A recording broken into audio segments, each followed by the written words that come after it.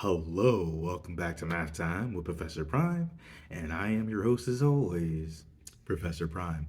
So let's talk about math and Brooklyn Nine-Nine.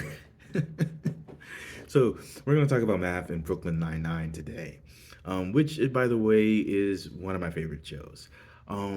So we're going to talk about how math is used in the show, how it's used in the meta sense, like, just dealing with TV in general, but also dealing with comedy. And also, like Brooklyn Nine-Nine is a show where some of the characters are pretty open about math and how they feel about that in various ways. So I want to talk about that to a degree, and I want to talk about a particular joke that I found super funny, and kind of talk about how, hey, yeah, math is used throughout, and it happened to be also about math. Um, so also, spoilers ahead.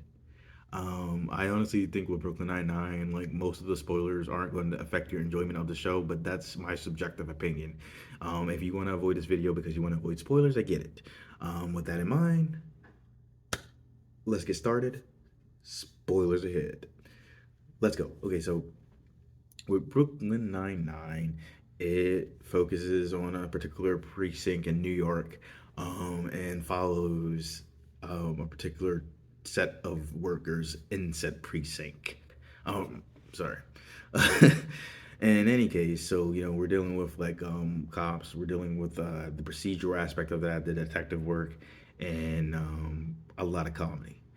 Um, so there are some moments where they're more on the serious side, i.e., like certain things that characters may go through, or like there are some times where they talk about racism, or times where they talk about police brutality. Um, but while they do that, it is primarily a really silly show. And for the record, I do think like most of the time they handle something serious, they do it a reasonably well way. But again, it's like they do like a lot of comedy. So we're gonna get into just like everything I said and probably more. And you're free to discuss things along the way because when I make these videos, there's always more that can be discussed because math is everywhere and it's in everything. It's just like being able to talk about that, being able to visualize that, because like a lot of things are happening like behind the scene. You know what I mean? So yeah, with Brooklyn Nine-Nine, it's done at this point. It ran for 8 seasons. First on Fox for 5 of those seasons, then 3 seasons on NBC. Ran for 153 episodes.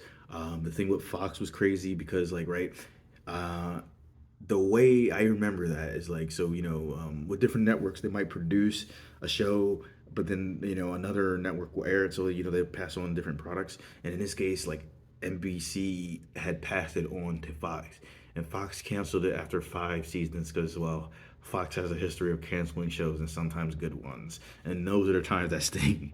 um, so after that, uh, it got picked up by NBC almost right away, um, which they expressed some regret on passing it on to Fox previously.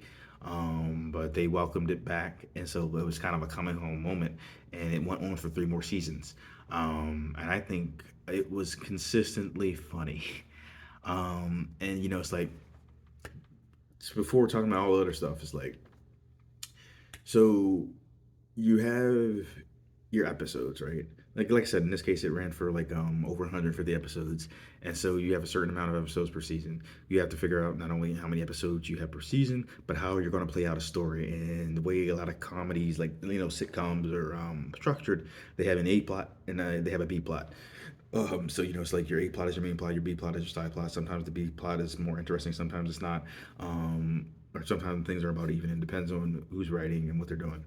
But the whole thing is like you're thinking about all these things as you're making the show. And in this case, since we're dealing with the comedy, you're dealing with jokes, right? And with those jokes, they have a basic structure. Oh, sorry, I was about to reverse it. It's setup plus punchline equals jokes. And you can play around with that formula. You can subvert that formula. You can have several steps to the setup, several steps to the punchline. You could be subversive. Timing is going to be key, and there are different ways you could tell a joke, right? Because you could say something verbally, which they often do, but they also have a lot of physical comedy. And with the physical comedy, it's like you're dealing with different positions for different characters, different angles, or different items at these different positions and angles, and having the right timing to create the right situation. That'll be funny. And no matter how you cut it, there's math involved. Um, and there's also math in how many jokes you're going to tell throughout an episode, and also the running jokes. In this case, it's like such a fascinating show because they have like cold opens, and it's just like, so you got to decide how long the cold opens are going to be and how you structure them, and they kind of like tell their own stories right before getting into rest of the episode, or at least that's how I view them. It's just like, so you got to decide how that's going to go. And then, speaking of the beginning, there is a song, and it was a consistent song throughout it, and it's really good. And there's math in that song. There's math in how it's used in the opening, math in animations, or how like different shots are cut together, and edited. There's math in the music as a whole, like in the opening and in general, because when we're dealing with music, we're dealing with math. We can't really get around that. There's math in the notes. There's math in how they're played. There's math in the spaces between the notes, how frequently you're played, like the time signatures, the tempo, so many different things with music, like the instrumentation.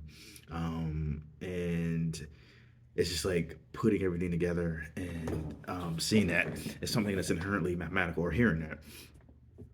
And with their theme song, it's pretty iconic. It's distinctive. Got a lot of bass in it. Yeah.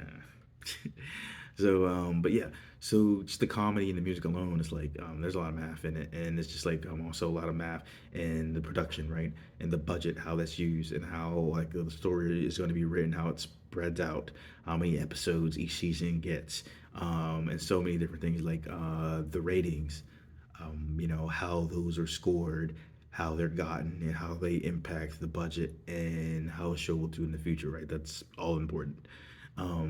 And with Brooklyn Nine-Nine, like I said, it's a consistently funny show to me. They tell a lot of jokes. They usually stick to landing. Sometimes they don't. The characters are distinctive. They've been pretty good about picking the characters that they want to follow regularly, and having certain other ones like pop up. And there's math in that too, right? Math in where these characters are going to appear in an episode, math in how long we get exposed to them, and some characters are a lot of a lot, so it's good to have that dialed down. Um, and so yeah, there's a lot of math with that stuff, and then like with any universe, it's just like how we use math in a lot of ways, right? Using math to get the point A to point B, keeping track of time, keeping track of money, and time or money aren't inherently mathematical. And in the case of them, is like they might be on a deadline to solve a case, right? So they gotta like look at the time that it takes to solve this, or do this, do that, and try to solve the case, right? They're keeping track of stats. Like that's been a thing that's been repeated in series where like, oh well, this person made this amount of arrests or that amount of arrests, and there's some light competition with that. Um, the Halloween heist. Oh, there's math in that, right? Because it's like one, they, as we see in the series, that they cost money, they take timing, they take effort. Some people start planning out like a year in advance by the end of it, um, and there's just math and how it all plays out within the universe, but also over the course of an episode. And I think they're like delivered pretty well. And there's a lot of other things you could say about that too. And I like how the characters are developed over time for the most part. I think in terms of character development, I know like Jake gets a lot of credit for how he grows over the series, but I personally think Rosa gets the most character development. Because yeah, Jake goes from like a child to like somewhat of an adult by the end of it.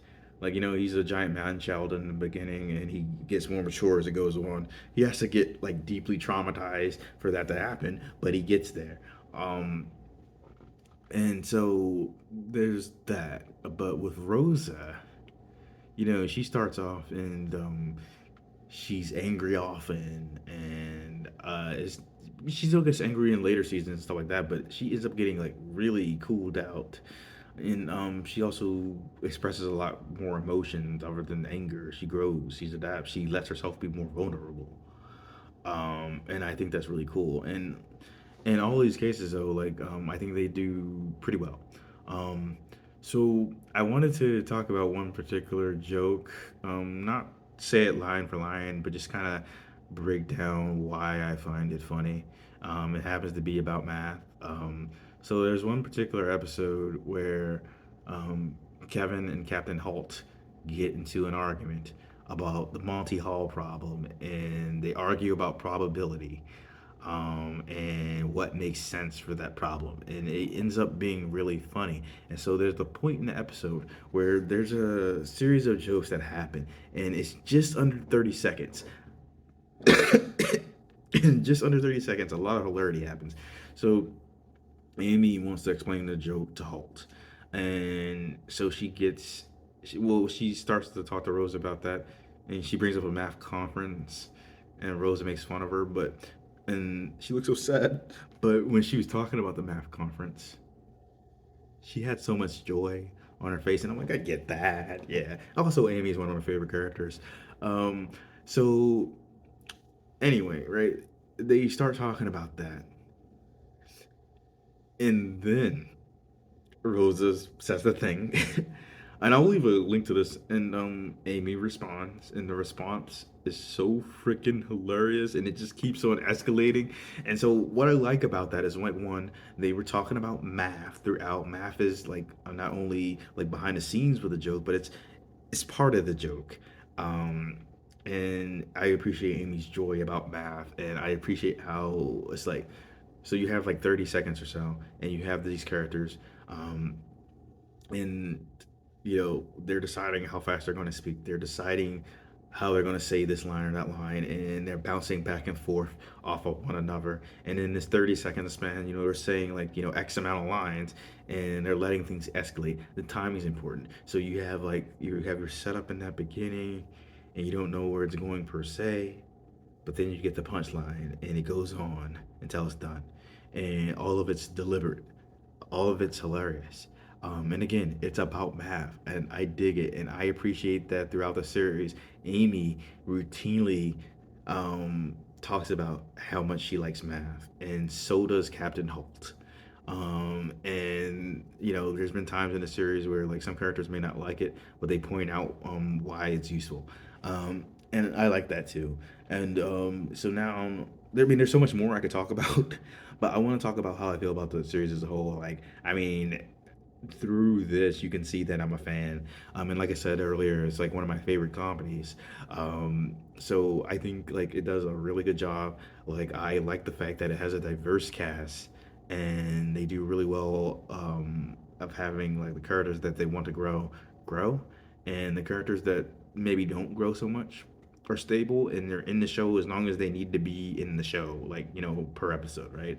And I like that that's deliberate, and I like how again, math is mentioned. Like, math is everywhere. It's everything, and whatever show you're going to deal with, you're going to have math in the background, math on the surface. In this case, I like that they're a bit direct with it in some cases, and I like again that Amy and Captain Holt are fans of math. And I talked about the thing scene with Amy, but there's like one point where there was a time where Captain Holt, like, he does a flashback where he's crying at a movie, and the only movie he had ever cried at was like Moneyball, and it's like the one about baseball, and like he was crying about like the stats and how beautiful it was, and it's like, that's amazing.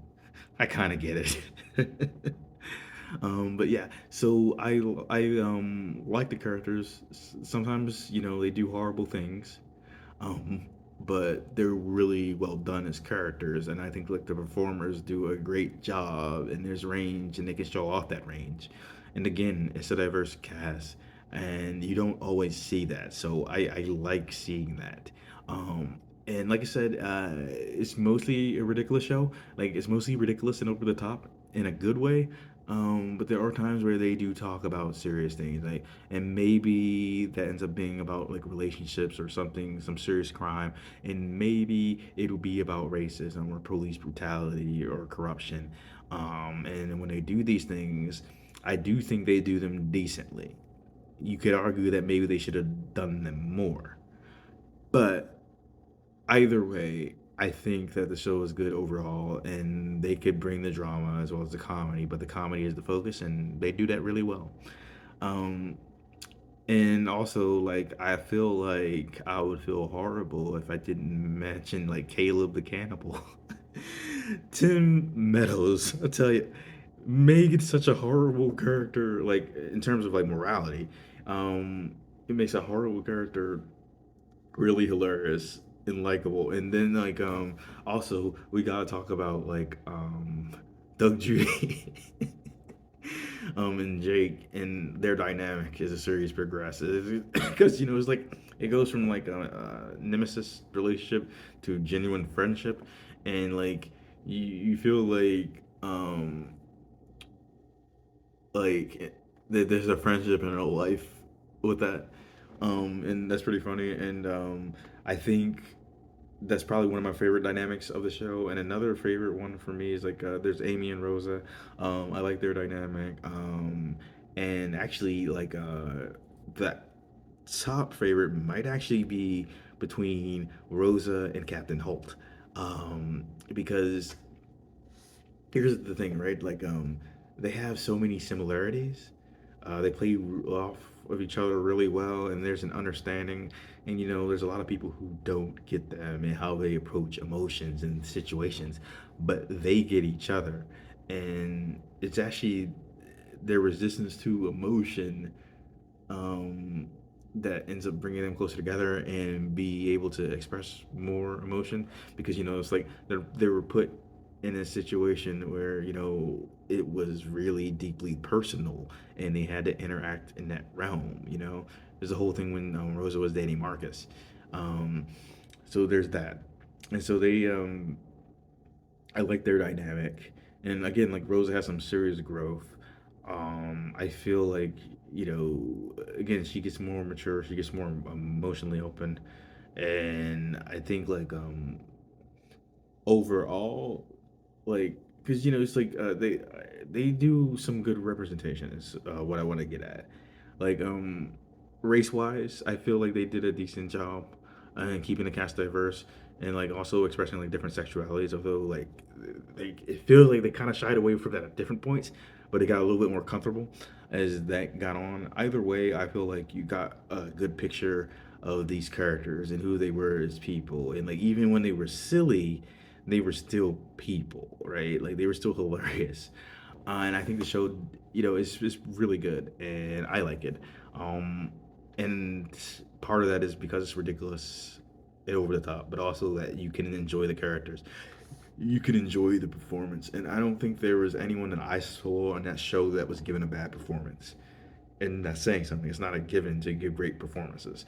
But anyway, please feel free to discuss in the comments and bring up anything that you want to add to the conversation, whether it be about math or whether it be about how you feel about the show. Either way, we could talk. I'll see you in the future.